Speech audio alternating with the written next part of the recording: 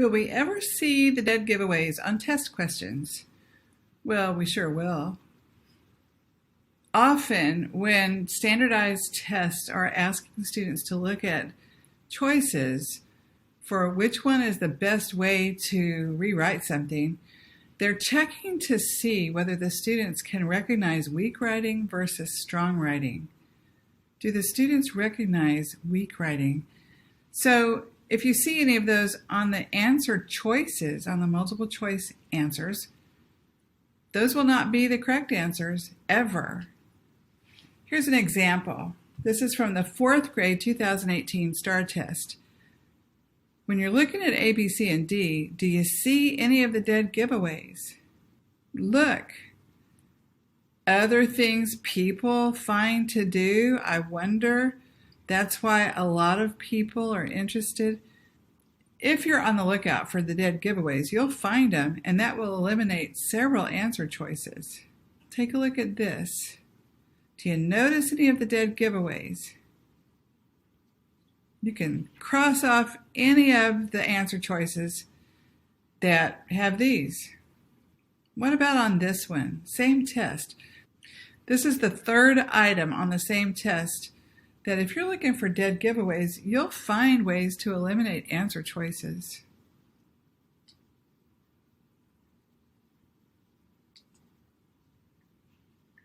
How about on this one? If you read out loud, you hear the weirdness. If you stop at a period and listen to it, and can have as many as 20 members, that's weird. In something like this, looking at the best way to combine sentences, there's a fanboys issue. Only C. That's the only one that's logical at all. How about on this one? You see the word repetition next to the answer choice C, where Lego model, Lego brick model. That's repeated key words in that sentence. Same thing with answer choice D. The word build and built on B. That narrows it down to only one answer possible. This is the grade 7 2019 test. Look at the most effective way to revise sentence 32. Well, if you scan it for dead giveaways first, you eliminate 3 of your answer choices. What about this one? When you look for the dead giveaways, what do you find? Oh, some really terrible logic. In order to hear these, students need to do a lot of reading out loud, so their ears get used to hearing the sound of words even when they're sitting quietly at a test. Here we see words in weird order, repetition, vague writing,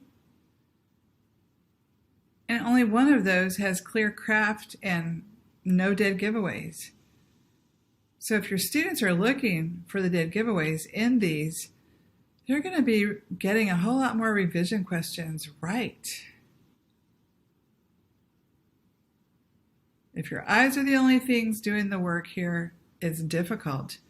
But if your ears are listening, you can hear it. So they need to practice in class listening to these out loud. And the best way to practice that is listening to a lot of their own writing out loud. Daily writing and hearing it out loud lets you know when things sound like the writer meant them to. Here's the high school test, English 1, 2019. Oh, they are telling us? They are? That's pretty vague, and that is exactly the change that's needed. What about dead giveaways on this question?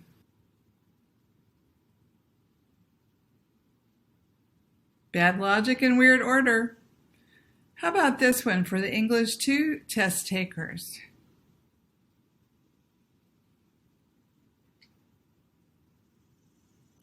Words in weird order, repetition, and passive voice. a visible flaw that can be seen in the display. What about in this piece? We've heard that the revision questions are the most difficult, mostly because kids get them wrong. A lot of times they're asking themselves, which one of these makes sense? And that's not the question for them to be asking themselves. The question that counts is, which one of these is the strongest writing?